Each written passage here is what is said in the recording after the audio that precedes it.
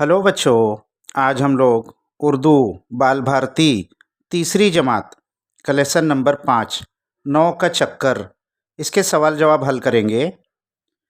पहला है एक लफ्ज़ में जवाब लिखो। पहला सवाल, भोलू कहाँ गया था? तो जवाब, मेले में।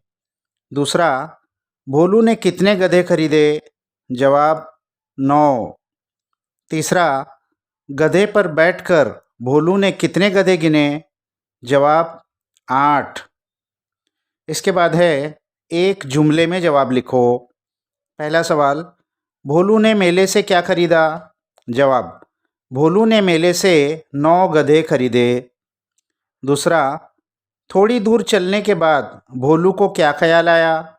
जवाब, थोड़ी दूर चलने पर भोलू को ख्याल आया कि कहीं एक आधा गधा इधर उधर न निकल गया हो, इसलिए फिर से गिन लेना चाहिए।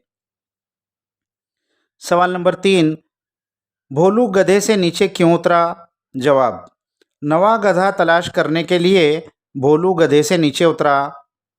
सवाल नंबर 4, दीपू ने 10वां गधा किसे कहा? जवाब, दीपू ने 10वां गधा भोलू को कहा।